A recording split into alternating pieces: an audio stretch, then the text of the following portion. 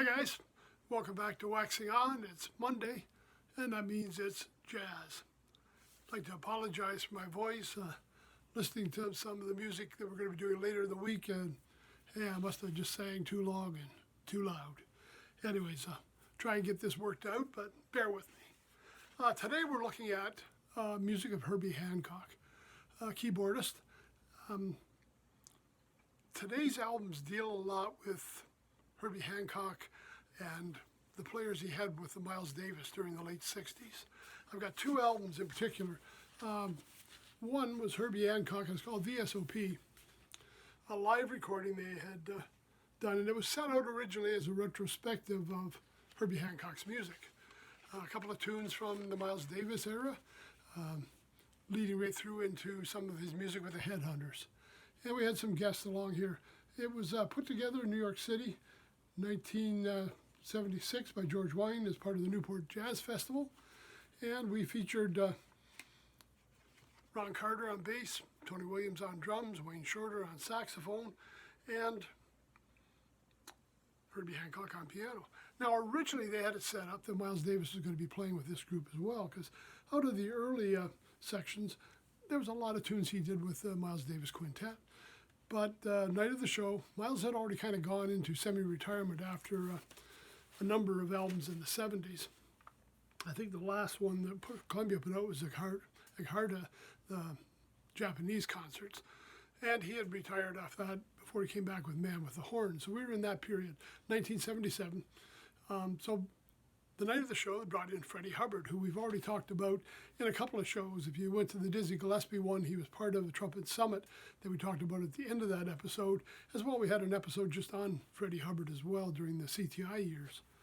But that was what we had on this album. So we had Freddie Hubbard, Wayne Shorter, Ron Carter, Tony Williams, Herbie Hancock, representing that late 60s or mid to late 60s Miles Davis era.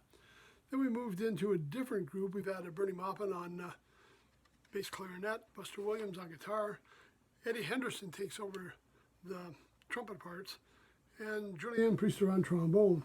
And they did a couple of tunes from the next era of Herbie Hancock's repertoire. And then we move into the last one where we are looking at the Headhunters era.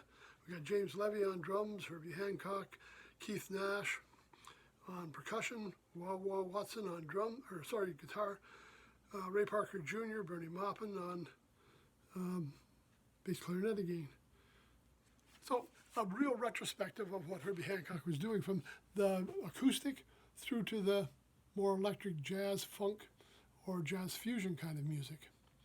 Now VSOP, they went on tour and they did a couple of other live albums and used that same lineup: Shorter, Hubbard, Carter, Williams, and Hancock. And they recorded a number of live albums in the late 70s. Now in 1982, I believe it was, they went out and he kind of changed the format. We went from the quintet to Herbie Hancock quartet. Now we used some of the same players. We still got Tony Williams on drums, Ron Carter on bass. We've gotten rid of Wayne Shorter. We don't have any saxophone in here. And the trumpet player, 19-year-old Wynton Marsalis, has been tagged for playing trumpet with this group. I'll just show you a lineup on the back. Okay, we've got Hancock, Carter, a very young-looking version of Wynton there, and Tony Williams.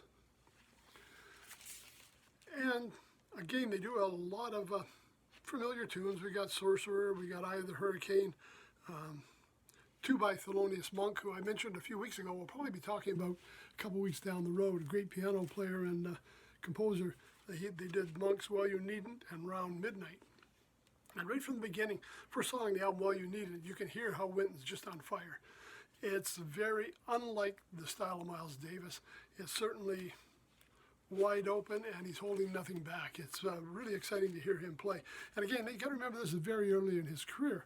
I believe it was shortly after the first Wynton album came out. He had some of these same classical players with him.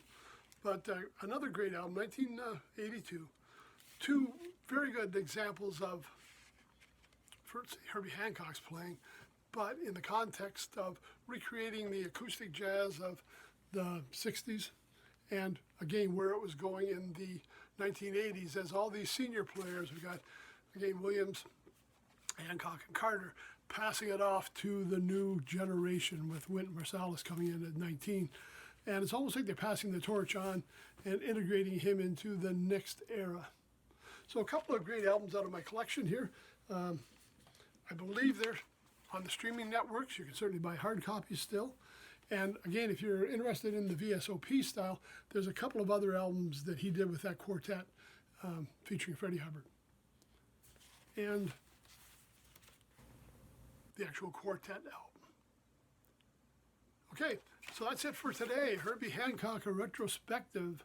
We'll be back on Wednesday when we're looking at classic rock. Everybody take care. Thanks for stopping by. We'll see you then.